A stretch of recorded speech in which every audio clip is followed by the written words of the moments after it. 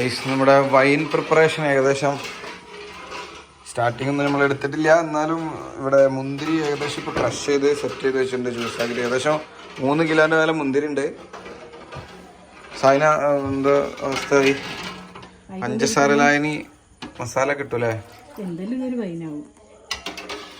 വൈനായാൽ മതിയെന്ന്. സൈനിപ്പോൾ ജോയിൻ ചെയ്താണ് എൻ്റെ ഷെഫിലേക്ക് മസാലകളൊക്കെ സെറ്റ് ചെയ്ത്. എന്തായാലും ഇവിടെ എത്തും നോക്കാം.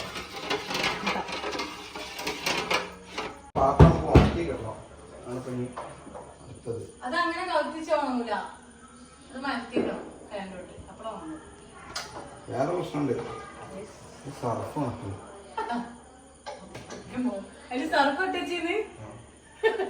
എന്നാ പിന്നെ നോക്കണ്ട, വയറിളകും കൈ കുടിച്ചിട്ട്.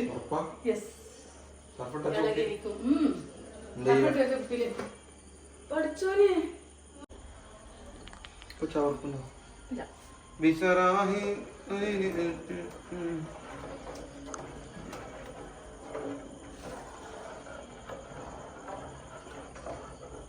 വൈൻ എന്താവും എന്ന് ആലോചിച്ചപ്പോഴേ തല പുണ്ണാക്കുന്ന. രാവിലെ മുതലൊരു 10 പേര് പായസം 2-3 അത് കുറിച്ച് മൊത്തായി.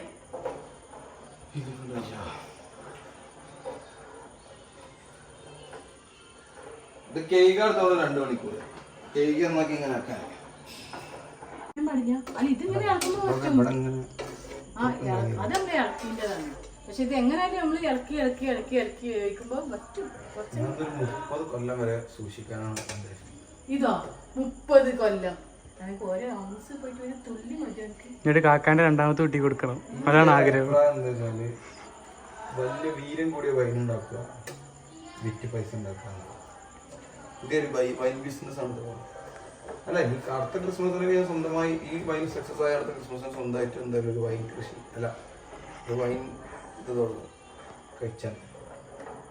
ക്രിസ്മസിന് മുമ്പ് തന്നെ ഇപ്പൊ തന്നെ ഉണ്ടാക്കി വെക്കും, ഉണ്ടാവും. അടുത്ത ക്രിസ്മസിന് വിൽക്കാം.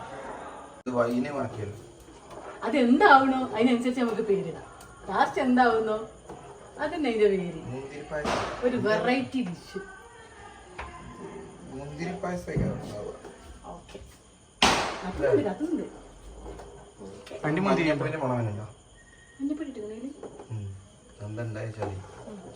കുറച്ച് നെയ്യും കൂടി ഇട്ടാലോ? അണ്ടിപ്പരിപ്പും ഉണക്കമുന്തിരി കൂടി ഇട്ടാ കറക്റ്റ് പായസം. കുറച്ച് ചതുരപ്പുളി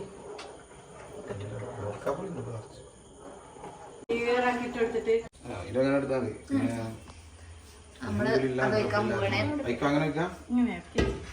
ഈ വൈന് വളരെ വീര്യമുള്ളതാവാൻ നമ്മൾ ദുആ ചെയ്തിട്ടുണ്ട്.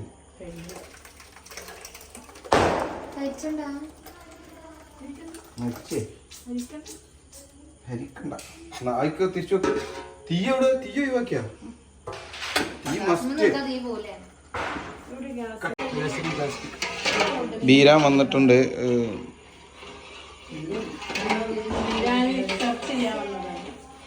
പഞ്ചപുച്ഛ മടക്കി ഇവർ ഞങ്ങളെ പുച്ഛിച്ചുകൊണ്ടിരിക്കുകയാണ്. ഇത് നടക്കൂല, ഇത് വളരെ മോശമാവും, ഇത് കൊളാവും എന്ന് പറഞ്ഞുകൊണ്ട്. അപ്പോൾ എന്തായാലും ഞങ്ങളെ ഭരണി ഏകദേശം ഉണങ്ങിക്കഴിഞ്ഞു, ഉണങ്ങാൻ റെഡിയായി. അതിനാ ഇന്നാവോ?